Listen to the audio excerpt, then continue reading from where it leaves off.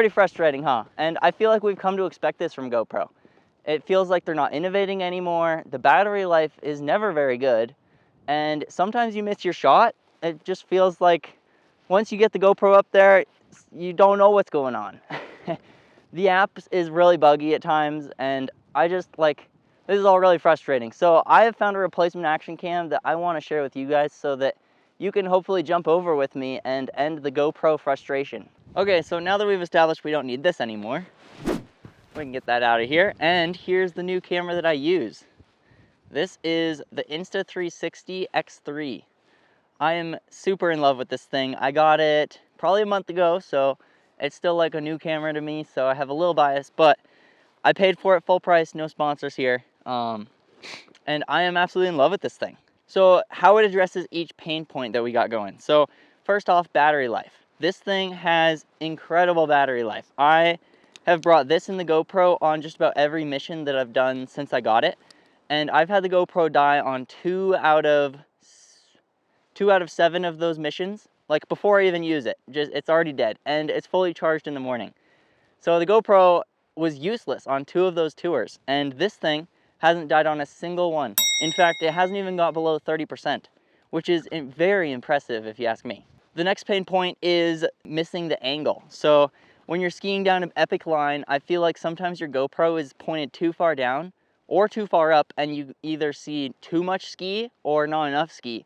And you're just like, well, this looks really boring now. And there's nothing you can do about it.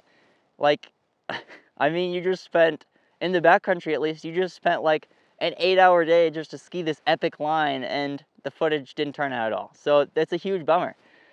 With the Insta360 X3, this is a 360 camera. So both of these lenses, there's one on each side, and they're recording a 180 view. And then the camera automatically stitches all this together for you. So that means that you get everything. If something crazy happens behind you, I even have a clip of this. If something crazy happens behind you, you're just like skiing down and you can flip the camera around and see that, which with a GoPro, that's impossible. Additionally, another problem with the angles on a GoPro that's way off in the woods over there is that I feel like you're stuck with your angles. So the only 2 angles that are really ever used with a GoPro is a head mount and a mouth mount. And that's about it. And maybe sometimes follow cams with a ski pole. And that's it. And I feel super limited by that as a creative videographer. It just feels like there's this limit put on you where there's just not as many creative options, I guess, because of the form factor. Whereas this thing, I can put this thing wherever I want. Sometimes it comes with this little pole, and you screw it right on the bottom, and sometimes I'll tighten strap it on my ski pole, and it gives this really cool view from like right above you. So it almost looks like a drone view. And another cool thing, when it stitches this pole right out, which is awesome. So it really does look like there's just a floating camera going on. And then that third pain point that I talked about is using the app. I mean, with the GoPro app, it's getting better, but I still feel like I run into connection issues quite frequently, which is super like disappointing because I just want to look at my footage on my phone right when I get back to the car. I'm excited to see it. Whereas with the Insta360, it has the same like app process and everything, but I've never had it fail. It just like seamlessly connects and super easy to do. And additionally, since this is 360 footage, you would think that it's pretty difficult to edit because you have to edit this full 360 view, but the app makes it incredibly easy. Like, I am very impressed. And they have a phone app and a computer app. So you can edit on your phone or your computer, and it's super easy either way. Okay, so like I said, there are still that 1 to 5% of times where I do want the GoPro. So there's some cons to the 360. I'll give you a couple.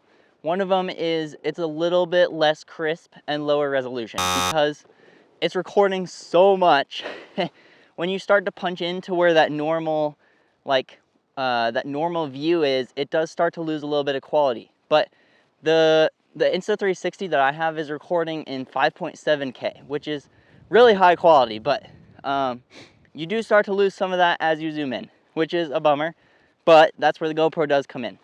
Additionally, that pole that I did mention, I don't know if you could tell in the first clip, but I did break the pole in half. Oh, Yeah, sounds good. I bent my 360 pole. The pole that comes with the 360 camera is a little fragile, but I mean, that's something I can find an aftermarket alternative for. So I'm not too bummed out about that part. Additionally, half the pole that I still have is still very usable, and I don't actually see a reason to buy a new one because my half pole works just fine. Well, I was gonna record the outro on my GoPro, but hilariously enough, it's dead. Which I find really funny. But in conclusion, I